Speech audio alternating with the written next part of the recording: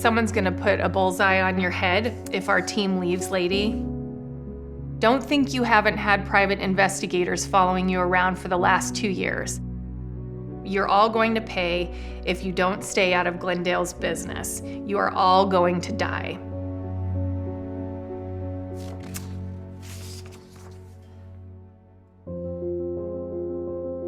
A few years ago, to keep the hockey team located in the city of Glendale, the National Hockey League and a handful of politicians wanted to do a backroom deal that was going to cost taxpayers hundreds of millions of dollars, and we couldn't let it stand.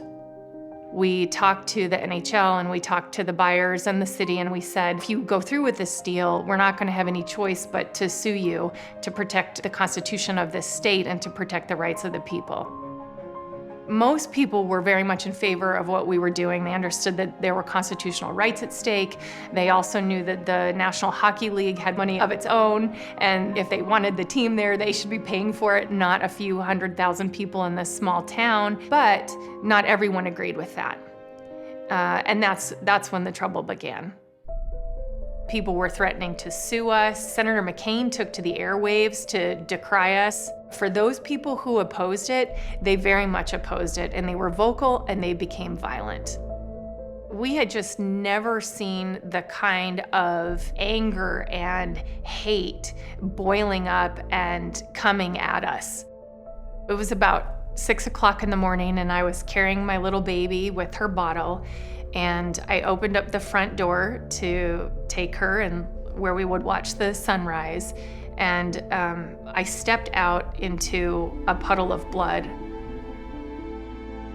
There was blood and innards just strewn everywhere, and the head of a rabbit at my feet.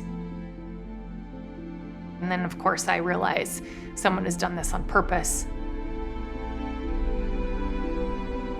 The only way that someone could have found me in that house would be to have been following me from the Goldwater Institute back to my home.